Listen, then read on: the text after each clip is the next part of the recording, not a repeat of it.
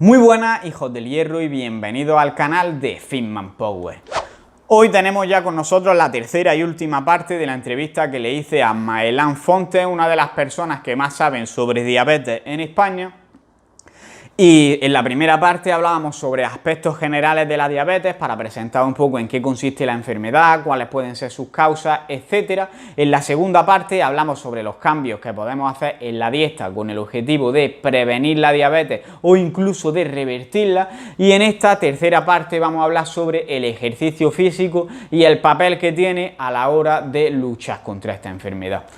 Es una entrevista más larga que podéis escuchar entera o ver un listado con todos los vídeos en los enlaces que dejo en las etiquetas y en la descripción. Así que no voy a deciros mucho más porque ya lo dice todo Maelán, así que dentro vídeo.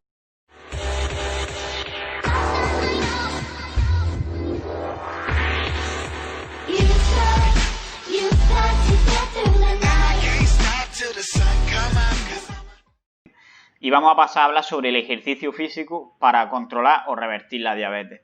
Hemos hablado ya antes sobre lo importante que es, porque incluso teniendo una dieta hipercalórica, al hacer ejercicio vamos a ser capaces de controlar más estos problemas que se producen y de utilizar la glucosa en definitiva, porque va a ir directamente al músculo cuando vamos a utilizarlo. Pero quiero que nos hables un poquito más sobre si crees que, por ejemplo, una persona que haga ejercicio físico ya es inmune a la diabetes, o si no, si también tiene su cabida aquí la dieta. Es decir, ¿es muy importante o es una pata más de la silla? Sí, a ver, todo depende de qué consideremos como un deportista, porque alguien que vaya a caminar 2 veces por semana 1 hora, eso no es deporte. Entonces, todo eso depende de qué es un deportista, cuánto deporte hace, qué composición corporal tiene. Obviamente, hay deportistas con diferentes composiciones corporales. Cuanto menos grasa corporal y más masa muscular, menos riesgo de tener diabetes. Pero vamos, no están exentos de sufrir diabetes las personas deportistas. Si tú haces deporte y tus circunstancias te hacen comer en exceso y tienes factores genéticos, puedes acumular grasa, por ejemplo, en el hígado. Y de esa manera, como ya hemos dicho antes, vas a alterar sobre todo el control de glucosa en ayunas por la mañana. Y el ejercicio no solamente actúa mejorando, si tienes más masa muscular, mejorando la absorción de glucosa en el músculo, sino que tiene efectos de mejorar la sensibilidad a la insulina. Entonces, ya hemos hablado antes de las miocinas, que son unas proteínas que se producen con la contracción muscular, y ciertas miocinas, como por ejemplo la interleucina 6, producida en el músculo, es antiinflamatoria. Y al ser antiinflamatoria, mejora la sensibilidad a la insulina. La resistencia a la insulina, uno de los causantes es la inflamación crónica de bajo grado. Entonces, el ejercicio actúa por diferentes mecanismos, pero sobre todo porque mejora la sensibilidad a la insulina general. Vale, y entonces hablas también sobre la importancia de la masa muscular, y esto me lleva a preguntarme, ¿hay algún tipo de ejercicio que sea mejor que otro? Es decir, ¿puede ser más conveniente hacer ejercicio de fuerza que, por ejemplo, ejercicio cardiovascular? ¿O hacer ejercicio de alta intensidad tipo HIIT, jugar a fútbol? Todos ayudan. Entonces, no hay un solo ejercicio que sea mejor que otro. Por lo que yo he leído, el ejercicio aeróbico mejora el control de glucosa, el entrenamiento de fuerza también, y de hecho las recomendaciones oficiales, las guías de práctica clínica, por ejemplo del Grupo de Estudio de Diabetes Europeo o la American Diabetes Association, recomiendan el mínimo de 150 minutos por semana de actividad moderada vigorosa física y 2-3 días por semana de entrenamiento de fuerza, de entrenamiento de resistencia. Entonces yo creo que lo ideal sería la combinación de ambos. Moverse, como dije antes, no tiene por qué ser hacer cardio, sino mantenerte activo, caminar, moverte mucho durante el día, y si eso lo combinas con entrenamiento de fuerza, tienes un arma muy potente para mejorar el control de glucosa. Entonces yo abogaría por la combinación de ambos, y también el HIIT, por supuesto, que también te va a ayudar. ¿Una buena opción crees que podría ser, por ejemplo, el CrossFit? Sí, creo que sí, que el CrossFit tiene HIIT, tienes también aumento de la fuerza muscular y la masa muscular, si lo haces adecuadamente, y si lo combinas con algo más aeróbico, pues sin ningún problema. Yo creo que es una intervención adecuada, sin duda. Vale. Pero también hemos hablado de que el hecho de ser diabético produce daño en ciertos órganos que al final nos pueden dificultar hacer ejercicio. Entonces, puede que haya veces que no podamos hacer el ejercicio que queremos. ¿Qué alternativas buscarías en estos casos? ¿Te refieres a contraindicaciones del ejercicio en diabetes, Carlos? Claro, sí, en algunos casos puede ser contraindicado. Sí, por ejemplo, en personas que tengan riesgo de hipoglicemia, personas que se estén tratando con insulina, ya sea diabetes tipo 1, siempre va con insulina, pero hay pacientes con diabetes tipo 2 que necesitan insulina, porque ya están en el estadio tardío, donde el páncreas deja de producir insulina. Esas personas sufren de hipoglicemias reactivas, entonces ahí habría que tener cuidado si tienen controlada o no la glucemia. Por ejemplo, si hay retinopatías, también es una contraindicación, sobre todo al ejercicio de alta intensidad. Y también si hay neuropatía, que es alteración de la sensibilidad periférica. Entonces, en esos casos estaría contraindicado el ejercicio físico, sobre todo de alta intensidad. Entonces, podría hacer, digamos, más actividad en cuanto a dar mayor número de pasos a lo largo del día, etcétera. Sí sería adecuado para aumentar, digamos, el déficit calórico del que hablábamos, ¿no? Exacto, y mejorar el control de glucemia. Claro, esos pacientes ya tienen un daño estructural, tienen daño a nivel del sistema nervioso, tienen daño en la visión, entonces, o por ejemplo las personas que tienen hipoglicemia reactiva, en esos casos hay que tener mucho cuidado, sí, o sea, son contraindicaciones para hacer ejercicio físico. ¿Qué es lo que hablamos antes? Es mejor prevenir que curar, siempre. Exacto. Y bueno, dentro de esto del ejercicio, ya un poco más en combinación con la dieta, ¿existe algún momento idóneo en plan, en relación a, por ejemplo, si es mejor comer justo antes de entrenar, hacer una comida justo después de entrenar? Si hay alguna recomendación en cuanto a ello, en el caso de personas diabéticas. La verdad es que no es un tema en el que esté muy actualizado, pero bueno, hasta donde yo sé, no hay grandes diferencias entre hacer ejercicio en ayunas y ejercicio después de haber comido. O sea, no hay grandes diferencias, por lo menos a nivel del peso corporal no hay, por lo tanto no esperaría grandes efectos a nivel del control de glucosa. Algún estudio indica que el ejercicio en ayunas mejora la sensibilidad a la insulina, pero no sé realmente el impacto que tiene a nivel del control de glucosa, o sea, de mejorar lo que es la maquinaria, como dijimos antes. Pero, insisto, yo creo que lo que me hablaste antes es súper importante. Si estás acostumbrado a hacer ejercicio en ayunas, ¿para qué vas a desayunar? ¿Para qué vas a desayunar? En ese caso, si estás acostumbrado a hacer ejercicio en ayunas, lo haces en ayunas, sin ningún problema. Si estás acostumbrado a desayunar y a las 2-3 horas a hacer deporte, pues lo haces así. Es decir, no hay nada malo en que tú comas y a las 3 horas hagas deporte. Absolutamente nada malo. Es decir, sobre todo se trata de preferencias personales, pero no podemos abogar por el ejercicio en ayunas porque sea mejor o porque genere más pérdida de peso. No, porque no es así. Simplemente adaptarlo al estilo de vida, a los gustos de cada uno. Claro, pero antes hablábamos sobre contraindicaciones, entonces, por ejemplo, hacer ejercicio en ayunas podría estar más contraindicado todavía, ¿no? En algunos casos. Si sufre hipoglicemias reactivas, sí. Pero, por ejemplo, no afectaría a que tengas una neuropatía o nefropatía, retinopatía. Sí afectaría a si tienes hipoglicemias reactivas. Claro, si tienes hipoglicemias reactivas y haces entrenamiento en ayunas, pues tienes más riesgo de hipoglicemia. Claro. Y entonces eso puede ser letal. Y bueno, de hecho, se recomienda, las recomendaciones oficiales, que personas que tengan hipoglicemia coman antes de entrenar. Esa es la recomendación, para que no tengan una hipoglicemia. Y las hipoglicemias pueden ser letales, es decir, no es ninguna broma. No es que te baje un poquito la glucosa, es que si te baja por debajo de 60, 50, tiene consecuencias letales. Vale. Y bueno, por último, sobre entrenamiento, ¿algún consejo a la hora de diseñar la rutina de entrenamiento para una persona que tuviese diabetes en cuanto a la intensidad, el volumen, digamos, la frecuencia de entrenamiento? Si habría algunas prescripciones específicas o se pueden basar en los principios que utiliza todo el mundo. Sí, no hay nada, es decir, yo estaba buscando información y no hay nada específico. Hablan de hacer entrenamiento de fuerza 2 veces por semana. Si por ejemplo lo haces 3 veces por semana o 4, tampoco habría ningún problema, pero bueno, suelen recomendar 2 días a la semana.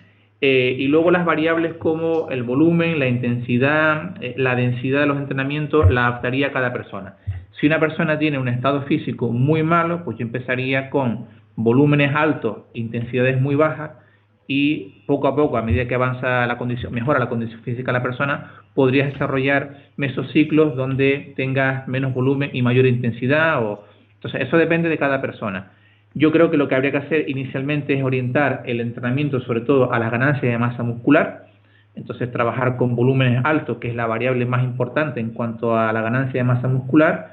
Y luego, bueno, pues una vez que tengas una masa muscular adecuada, dependiendo de los gustos de la persona, de las inquietudes, puedes hacer entrenamientos de fuerza más específicos para ganar fuerza de forma más específica y no tanto en la hipertrofia. Pero de entrada yo creo que lo ideal sería ganar masa muscular con entrenamientos de más volumen, y sobre todo porque estas personas no suelen estar acostumbradas a intensidades altas. Entonces eso lleva un proceso de aprendizaje, de adaptación, y que vamos a conseguir mejores resultados y mejor adherencia que si los tienes ahí haciendo single al 90-95%. Es decir, una persona de ese tipo no está acostumbrada y va a rechazar ese tipo de entrenamiento. Entonces lo ideal al principio perdón, es incluso empezar. Imagínate que con un peso que pueda mover unas 20-25 veces y hacer series de 15 repeticiones, es decir, dejar un montón en recámara, porque también suelen tener rechazo a lo que es el fallo muscular. Mucha fatiga muscular también les genera rechazo, piensan que es malo, el corazón se acelera muchísimo. Entonces hay que tener cuidado, porque yo como fisioterapeuta tengo pacientes y hago entrenamiento, es muy frecuente eso. Se tienen cierto miedo, ¿no?, a las cargas. Entonces lo ideal en mi experiencia es empezar con cargas bajas, muchas repeticiones, y poco a poco vas haciendo un programa más normal, en el sentido de trabajar en un rango de 6 a 15 repeticiones, haces diferentes mesociclos, vas aumentando la intensidad, reducción de volumen, como quieras hacerlo, pero inicialmente yo empezaría con algo bastante conservador, para generar adherencia y no rechazo. Es decir, empezar haciendo, digamos, series muy por debajo del fallo y sobre todo aprendiendo la técnica de los ejercicios, y una vez ya se tiene esa técnica, se ha perdido el miedo, ya sí recomendaría hacer series, digamos, más enfocadas al final a ganar masa muscular, que serían en plan dejando 3, 2 repeticiones en recámara, ¿no? Exactamente, Carlos, sí, esa es la idea. Te lo digo porque si de entrada empiezas con pesos que estén cerca del fallo, genera mucho rechazo, sobre todo en personas mayores. O sea, una persona mayor no está acostumbrada a esa sensación de fatiga muscular y lo ve como algo negativo, como algo malo. Entonces es lo menos que quiere. Lo menos que quiere es generar rechazo a la actividad física, quiere generar adherencia. Entonces al principio pues tienes que ser conservador en ese sentido de dejar un montón de repeticiones en recámara, ir con pesos muy bajos donde permita hacer 15 repeticiones, dejando 6, 7, 8 en recámara por lo menos, que ya habrá tiempo de ir mejorando todo eso. Vale, bueno, y depende de la persona, porque puedes encontrarte a una persona joven me refiero de 45 años, 50 años, que previamente haya entrenado en un gimnasio, que esté acostumbrado o que en su momento hizo actividad física, pero que lo dejó por lo que sea, por las circunstancias de la vida. En esa persona sí puedes empezar un poco más agresivo, a lo mejor empezar a hacer series de 12, 14 repeticiones dejando 3 entre cámaras, porque esa persona ya tiene experiencia previa, sabe la sensación que es, simplemente es que ha dejado el hábito. Entonces tienes que personalizar mucho e individualizar. Si una persona mayor te viene una persona de 65 años que jamás y nunca ha tocado una pesa, no, lo ideal no es hacer series de 10 dejando 2 en recámara, no es lo ideal. Claro, al final individualización y adherencia es la clave, en resumen. Claro, y... perdona Carlos, yo he tenido pacientes que vienen, les hablas de entrenamiento de fuerza y a veces ellos no tienen ni idea del efecto que tiene el entrenamiento de fuerza en su diabetes, pero son pacientes de a lo mejor 45 años que han hecho entrenamiento de fuerza en el pasado, hace 15 años o 20 años, y cuando tú se lo nombras dicen, oye, pues es una cosa que a mí me gusta y de verdad me va a venir bien. Sí, te va a venir bien. Esos pacientes es mucho más fácil, porque ellos ni siquiera se imaginaban que el entrenamiento de fuerza les pudiera ayudar con la diabetes. Si tú les dices que les ayuda, se animan un montón y de entrada, desde las primeras semanas, puedes empezar con un protocolo bastante más agresivo, bastante más normal para generar hipertrofia muscular. Entonces todo depende. Ya me he encontrado con diferentes casos. Claro. Y bueno, dejando ya un poco aparte la nutrición y el entrenamiento, ¿qué otros cambios en el estilo de vida podrían ayudarnos a prevenir o combatir la diabetes? Sí, los que nombré antes, todos aquellos que consigan mejorar el balance calórico, o sea, que comamos lo que nos hace falta, como es dormir bien, el estrés psicosocial, básicamente eso, dormir bien, estrés psicosocial, entrenar y comer. Al final es simple, es prácticamente lo que recomendamos aquí a todo el mundo. Sí, sí. Bueno, pues llevamos ya más de una hora con la entrevista, así que vamos a despedirnos en breve. Entonces, ¿quieres decir algo que no te haya preguntado yo? Sí, hay un tema que suele generar muchísima confusión y es el de la resistencia a la insulina. Y comenté antes que quería hablar un poquitito sobre la insulina y el glucagón. Sí, realmente la hormona maestra en la diabetes es el glucagón, porque el glucagón lo que hace es estimular la producción de glucosa desde las reservas de glucógeno, o sea, facilita la neoglucogénesis. Y la hormona que controla la liberación de glucagón en las células alfa del páncreas, porque tenemos las células alfa que liberan glucagón y las células betas que liberan insulina. El problema está en que inicialmente hay resistencia a la insulina en las células alfa, o sea, sube la glucosa, sube la insulina, pero la insulina no es capaz de frenar la producción de glucagón. Y el glucagón estimula en el hígado la producción de glucosa. Entonces, realmente la insulina es como un intermediario para controlar a la hormona principal que es el glucagón. Porque el glucagón es la hormona que hace que el hígado libere glucosa en la sangre. Y eso es el principal mecanismo que tiene, o el principal problema que tienen los pacientes con diabetes tipo 2, es una hiperglucagonemia. Y cuando hay un estado de hiperglucagonemia, un exceso de energía, la resistencia a la insulina en órganos como por ejemplo el páncreas o el hígado es un mecanismo protector. ¿Por qué? Porque mediante la resistencia a la insulina evitas mayor entrada de glucosa en el órgano y mayor producción de grasa que se transforma en, por ejemplo, ceramidas, que son tóxicas. A eso se le llama lipotoxicidad. Por lo tanto, la resistencia a la insulina es una consecuencia y no la causa de la diabetes tipo 2. La causa principal, como ya he comentado antes, es la acumulación de un exceso de energía. Ese exceso de energía genera fallos en el funcionamiento del hígado y del páncreas y las células se protegen generando resistencia a la insulina. Entonces es un mecanismo protector realmente y no es el causante. El causante es el exceso de energía en las células producido por la dieta hipercalórica. Bueno, dieta hipercalórica junto con el sedentarismo, un balance energético positivo hace que se acumule un exceso de energía en forma de grasa, especialmente la producción de ceramidas, y estas generan resistencia a la insulina. Vale, en resumen, tú comes más de la cuenta, esto hace que generes más glucagón, que hace que el hígado... Primero acumulas energía en forma de grasa. Claro. Ciertos tipos de grasa se transforman, por ejemplo, el diacilglicerol se transforma en ceramida y eso genera resistencia a la insulina. Vale, y el glucagón hace que se genere más glucosa, ¿no?, por parte de nuestros órganos, y para que no entre tanta glucosa en los órganos y protegerse, se genera la resistencia a la insulina. Eso es más o menos de forma muy esquemática.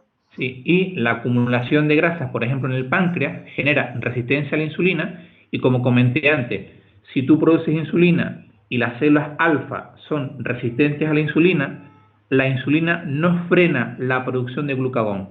De manera que las personas con diabetes, después de comer, tienen la glucosa alta, inicialmente la insulina alta, pero el glucagón no baja. Debería bajar porque si sube la insulina, ese es el estímulo que frena la liberación de glucagón. Pero como no hay sensibilidad a la insulina en las células alfa del páncreas, sube la glucosa, sube la insulina y no hay un freno para el glucagón.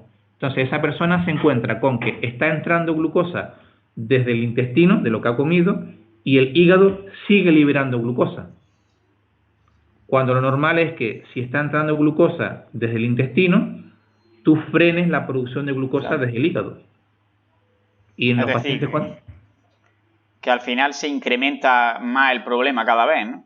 Exacto, sí, porque hay una hiperglucagonemia. Esa es la principal característica de los pacientes con diabetes tipo 2 y con diabetes tipo 1.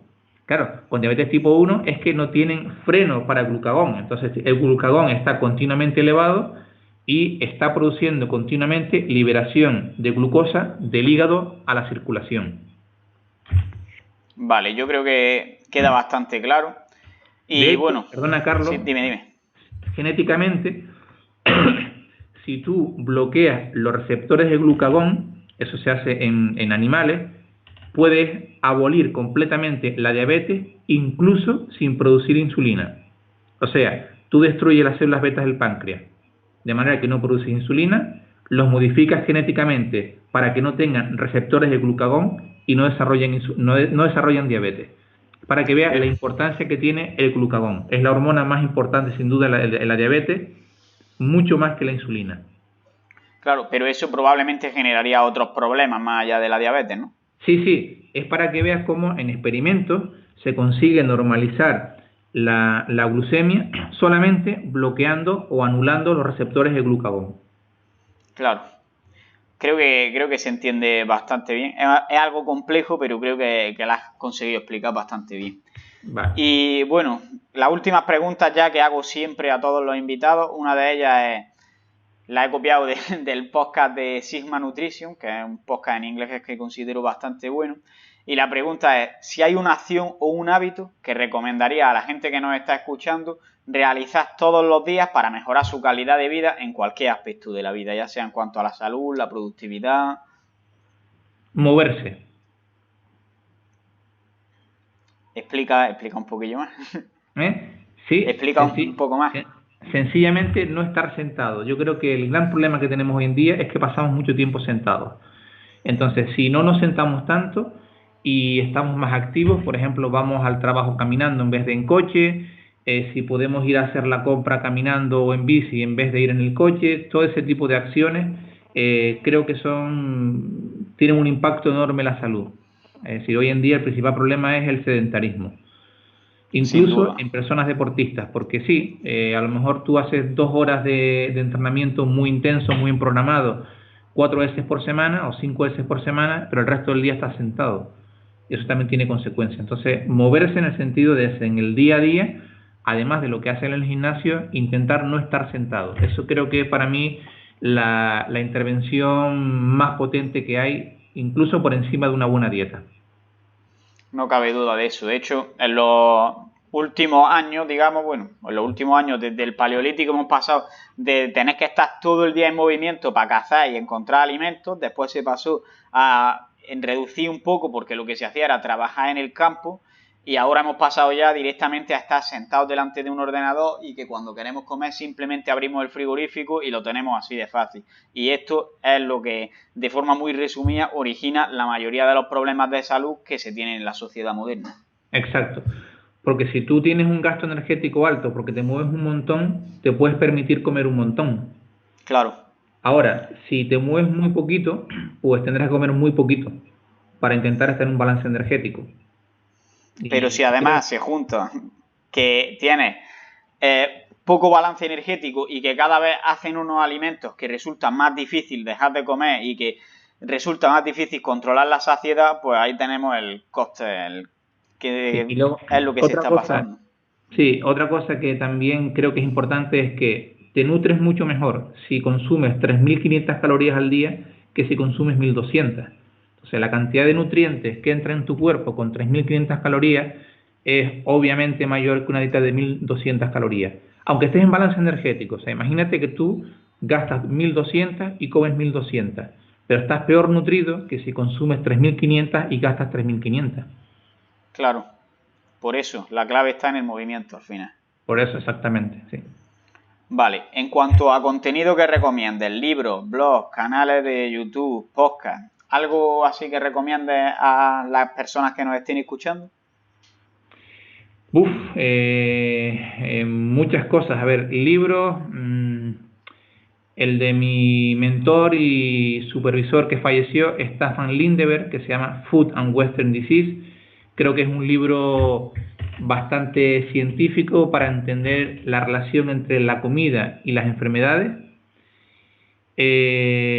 Luego, en cuanto... la verdad es que son tantas cosas que ahora mismo me dejas en...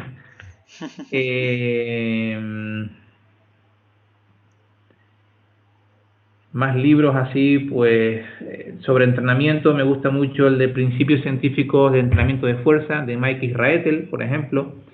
De entrenamiento de fuerza también me gusta muchísimo Reactive Training System de Mike Tucherer, o como se pronuncie. ¿Qué más?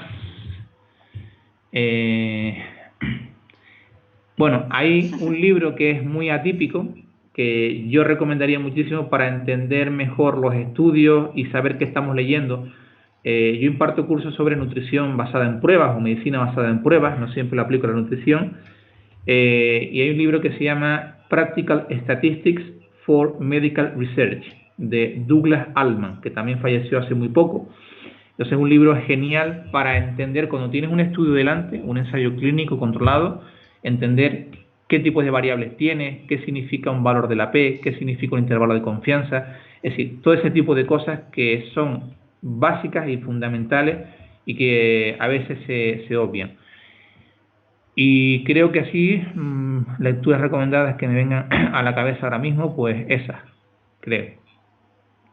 Vale, y sobre podcast, blog, canales. Podcast, canales, a ver. Sobre hipertrofia, sin duda, el de mi amigo Eneco Bathman Science, para mí es el que más veo.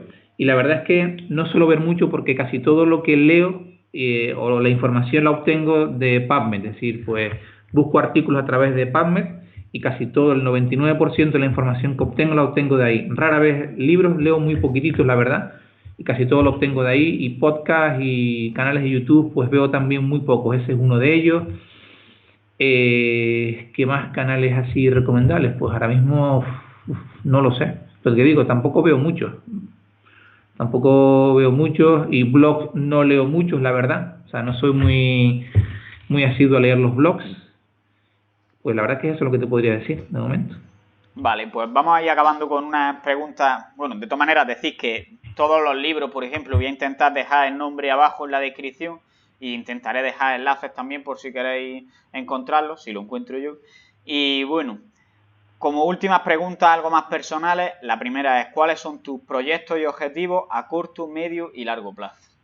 Sí, perdona, me acordé de una página web que me gusta mucho, que es la de Stefan Guillenet, o Guillenet, como se pronuncia Guillenet, que antes era Whole Health Source, y ahora es stefanguillenet.com.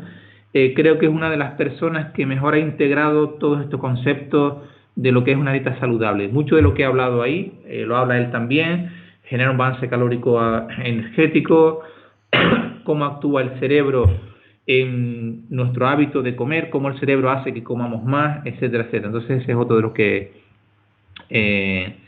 recomendaría como consulta. Luego, mis proyectos a corto, medio y largo plazo, me comentaste, ¿verdad? Sí. Bueno, a ver, a corto plazo, pues los cursos que tengo cursos online sobre nutrición, sobre dietas paleolíticas y deporte. Voy a sacar una hora sobre síndrome metabólico, diabetes tipo 2. El curso que tengo, que van varias ediciones con mi empresa NutriScience, que es sobre medicina basada en pruebas. Ahora estoy también impartiendo cursos de entrenamiento de fuerza dirigidos sobre todo a fisioterapeutas. Eso es a medio plazo mis proyectos. A medio plazo es terminar mi doctorado, que como lo hago a tiempo parcial, es decir, no tengo un sueldo para dedicarme al 100% a ello, pues lo hago a ratos y la verdad es que cuesta porque entre la familia, el trabajo, cursos, la clínica, es decir, pues al final no encuentro tiempo. Eso sería a medio plazo mi objetivo. Y a largo plazo, pues mi objetivo sería dedicarme a la investigación, que es lo que realmente me gusta. Pero la verdad es que está bastante complicado. bastante complicado en España conseguir financiación para hacer investigación. Bueno, pero siempre puedes seguir intentándolo y seguro que antes o después lo consigues. Bueno, vamos a ver, pero está complicado, la verdad. No dejes de intentarlo, hombre. Vale. Y bueno, por último, ¿dónde podemos encontrarte? ¿Tus redes sociales? Si tienes alguna página web. No, página web tuve en su momento, pero era imposible actualizarla ni siquiera una vez cada 3 meses, imposible, así que ya no la tengo. Y me mantengo activo sobre todo en Instagram, en Twitter. En Instagram es muy fácil, Maelan Fontes, en Twitter igual, Maelan Fontes. Y básicamente son las redes sociales que utilizo. Facebook utilizo muy poquitito, casi todo lo que aparece en mi Facebook viene enlazado de Twitter, directamente se enlaza desde Twitter. Y nada más. La formación que imparto en la página de nutriscience.es pueden encontrar algunos de los cursos y nada más. Pues ya sabéis, bastante calidad el contenido que nos ha aportado aquí, así que imaginaros lo que pueden ser sus cursos. Os recomiendo que lo sigáis en sus redes sociales y estáos pendientes porque no tiene tantos seguidores como otras personas que hemos tenido aquí, pero la verdad es que sabe muchísimo y aporta muchísimo, Maelan. Y Gracias, bueno, pues vamos a ir terminando ya con la entrevista y simplemente decirte que muchísimas gracias por haber aguantado aquí porque está un poco malo y sé que se te ha hecho durillo y encima es que has dicho cosas que yo no te preguntaba y dices, vale, pues vamos a añadir esto y te has entregado muchísimo y eso la verdad que te agradece. Muy bien, es un placer para mí, lo he pasado muy bien también porque es un tema que me encanta, el tema de la diabetes. Creo que se tiende a sobresimplificar demasiado. Se piensa que la diabetes es porque comes azúcar y porque comes carbohidratos y ya está. Y no, es bastante complejo y a la vez sencillo, porque hemos dado unas bases que es básicamente el balance energético, acumulación de grasa en órganos que son importantísimos para el control de glucosa y a eso añadido a factores genéticos. Pero se tiende a sobresimplificar y la verdad es que a veces veo explicaciones demasiado sencillas a una patología que no es tan sencillo como eso, no es tan sencillo como quitar los carbohidratos de la dieta. Claro, la verdad es que por lo menos con este podcast yo creo que cualquiera que lo escuche le va a quedar bastante más claro, digamos, lo que tiene que hacer y lo que no y espero que acabemos un poquito con este tipo de mitos, entre comillas, y simplemente eso, darte las gracias una vez más y que vamos despidiendo, así que nada, un saludo y a seguir creciendo. Un saludo a todos y a ver, bueno, ahora yo no estoy para crecer mucho, pero ya llegará. A ver si puedo empezar de nuevo que llevo unas semanillas ahí un poco pachuchito, pero bueno, poco a poco. Seguro que sigues creciendo. Pues nada, bueno, nos vemos más adelante. Un abrazo. Escucha cómo suena, voz imposible va a llegar ya, nadie me va a frenar, ahora soy yo el que se va a levantar yo, escucha cómo suena.